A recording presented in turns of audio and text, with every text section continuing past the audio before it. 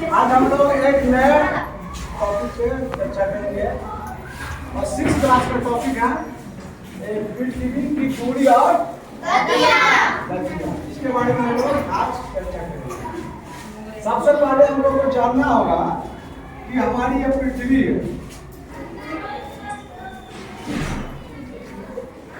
है ना, और यहाँ पर मान लो सूर्य है। एक मिनट के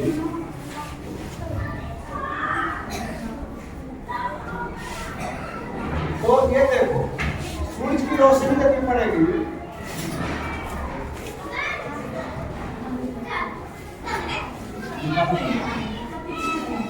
इसी से हम लोग समझेंगे।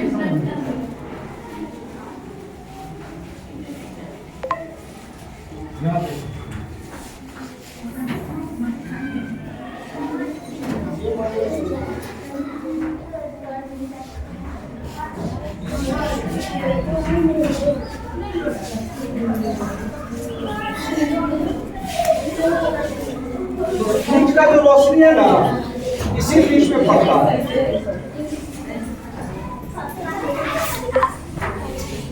अरे जी देखो यार, इसको हम लोग कहते हैं विषुवतीय रेखा। क्या कहते हैं? और सारे का डिग्री में क्या कर्क रेखा, और नीचे में है मकर रेखा। सारे 23 डिग्री पे तो कर्क रेखा और मकर रेखा के बीच में क्या आती है? सूरज की किरणें जो होती है वह सीधी पड़ती है। समझ रहे हो? किस रेखा के बीच में? तो कर्क और मकर रेखा के बीच में क्या होता है? सूरज की रोशनी सीधी पड़ती है। इसके बाद धीरे धीरे आर्कटिक वृत्त जो है हम लोग पढ़ा है, आर्कटिक रेखा और ध्रुव के तरफ जो जाते हैं तो सूरज की रोशनी क्या होती है? धीरे धीरे तिरछी पड़ती है। तो वहां क्या होता है? कम रोशनी मिलती है। और ध्रुव पर क्या होता है? जाकर के 6 महीना तक क्या होता है? सूरज उगता ही नहीं और दिखाई नहीं देता।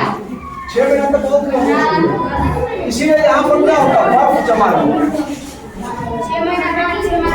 हाँ, ध्रुव पर क्या होता है? 6 महीना का दिन और 6 महीना का रात हो जाता है। तो इसी बीच में जो होता है ना, रोशनी ज्यादा पड़ती है।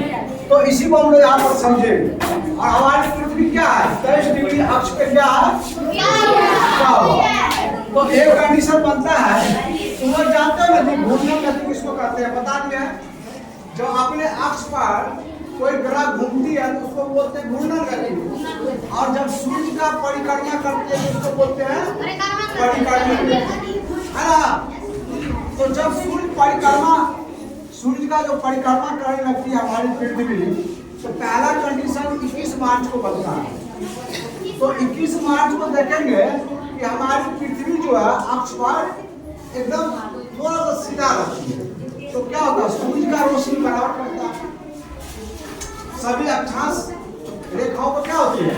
लगभग बराबर, और दोनों गोलार्ध में लगभग बराबर जो है सूर्य की रोशनी पड़ती है। इसीलिए 21 मार्च के दिन क्या होता है? दिन और रात बराबर होता है। इसको बोलते हैं 21 मार्च को बसंत ऋतु। बसंत विषुव भी कहते हैं।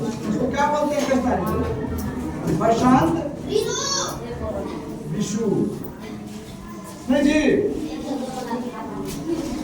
और इसके बाद मार्च के बाद अप्रैल, मई, जून में जब हम यहाँ पहुंचते हैं तो क्या होता है? अक्ष पर झुकी रहने के कारण हमारी पृथ्वी क्या है? 23.5 डिग्री अक्ष पे झुकी है। तो कर्क रेखा क्या होता है? सूर्य के सामने पड़ जाता है। ये कर्क रेखा तो पता है ना? अरे उधर हल्ला कौन कर रहा है जी? कर्क रेखा जो है क्या होता है? सूर्य के सामने आ जाता है। तो उत्तरी गोलार्ध में क्या है? ज्यादा रोशनी पड़ता है। तो उत्तरी गोलार्ध में 21 जून को एक डेट हम लोग को याद रखना है। 21 जून को क्या होता है? सबसे ज्यादा रोशनी मिलती है। पृथ्वी हमारी पृथ्वी है, देखो ये सीधी खड़ी नहीं है जी। यहाँ पर थोड़ा ये टूट गया है, ये थोड़ा सा झुका हुआ है ऐसे। तो ये हमारा कर्क रेखा, तो उत्तरी गोलार्ध में ये होगा कर्क रेखा, ये है ना। तो यहाँ आने के बाद क्या होता है? पृथ्वी ऐसे हो जाता है, थोड़ा सा झुक जाता है। तो देखो कर्क रेखा पे ज्यादा पड़ेगा ना, मकर रेखा नीचे चला गया, तो कर्क रेखा पर जब ये रोशनी पड़ने लगती है तो उत्तरी गोलार्ध में क्या होगा, ज्यादा रोशनी मिलेगी। तो एक ऐसा तिथि है 21 जून, 21 जून हम लोग याद रखेंगे कि इसमें सबसे बड़ा दिन होता है उत्तरी गोलार्ध में। हम लोग क्वेश्चन पूछेगा सबसे बड़ा दिन किस तिथि को होता है, और क्यों होता है, तो सूर्य की रोशनी कर्क रेखा पर सीधी चमकती है और उत्तरी गोलार्ध में ज्यादा लंबा दिखने लगती है। तो 21 जून को हम लोग क्या कहते हैं, सबसे लंबा दिन। इसके बाद हम लोग आते हैं जून के बाद जुलाई, अगस्त, सितंबर। फिर सितंबर में जब पृथ्वी यहाँ घूम के आती है तो वह सीधी हो जाती है। यहाँ पर क्या हो जाती है, तो देखो यहाँ सीधी हो जाएगी, जैसे ऐसे सीधी हो जाएगी तो सूर्य की रोशनी दोनों गोलार्ध में बराबर पड़ेगा जी। तो दोनों गोलार्ध में बराबर पड़ता है तो दिन रात क्या हो जाता है, 23 सितंबर को क्या होगा, दिन रात। यानी इसका झुकाव जो है कर्क रेखा की तरफ नहीं होगा, यानी विषुवतीय रेखा और एक कर्क रेखा के बीच में पड़ना शुरू हो जाएगा सूर्य का रोशनी। तो 23 सितंबर को हम लोग देखते हैं कि दिन रात क्या होता है, बराबर। इसी को हम लोग बोलते हैं शिशिर या शरद विषुव। क्या बोलते हैं, शरद विषुव है ना, यानी सर्दी का जो है यहाँ से क्या हो जाता है, प्रवेश हो जाता है। हम लोग देखते हैं कि सितंबर में जाड़े का मौसम की क्या होती है, शुरुआत हो जाती है, और जून में हम लोग काफी गर्मी पड़ती है ना जी।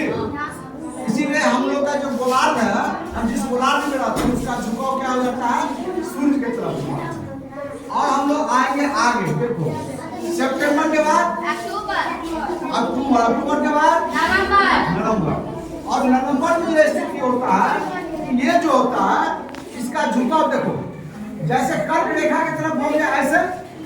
अब ये जो है मकर रेखा कहाँ है, यहाँ देखो ये बीच में जो हुआ ना, यहाँ 23.5 डिग्री है मकर रेखा, ये देख रहे हो। तो ये क्या होता है, सूर्य की रोशनी मकर रेखा की तरफ ऐसे हो जाता है, देखो।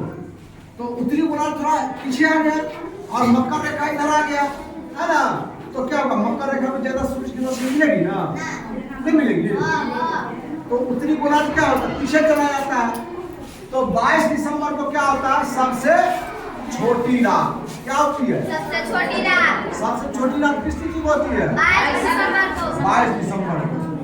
और जैसे पूछ देगा दक्षिणी गोलार्ध में 22 दिसंबर को क्या होगा, हम लोग उत्तरी गोलार्ध में है ना, इसके बारे में पढ़ रहे हैं ना। तो इस तिथि का जस्ट अपोजिट हो जाए, यार 22 दिसंबर को सबसे छोटी रात है, तो वहां क्या होगा, सबसे बड़ा। हाँ, जस्ट अपोजिट हो जाए, समझ गए ना। तो हम लोग उत्तरी गोलार्ध में इसको समझ लिए। और दिसंबर के बाद जनवरी, फरवरी, फिर मार्च के फिर क्या हो जाएगा, दिन रात। हमको 4 तिथि हम लोग को याद करना है कि सबसे बड़ा दिन किस दिन होगा जी, सबसे बड़ी रात, दिन और रात बराबर होगी,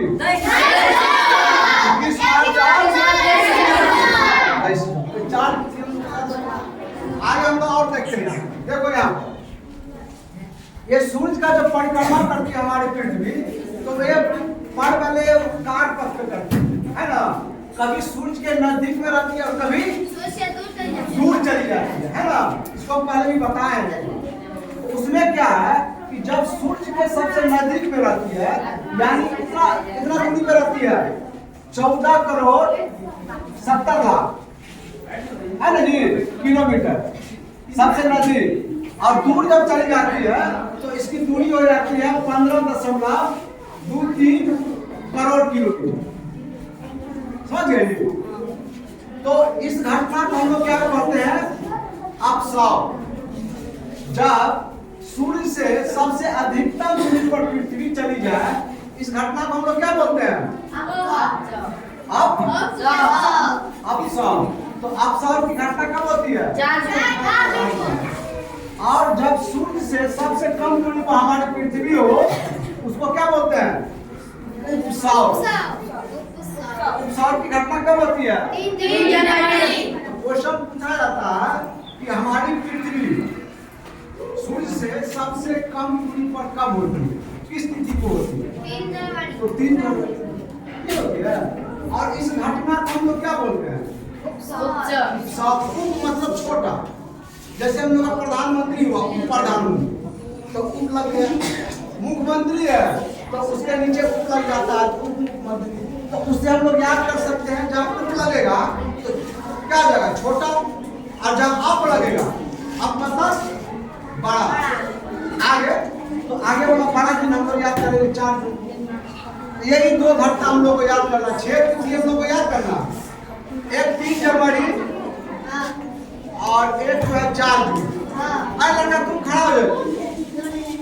4 जून को कौन सी घटना होती है?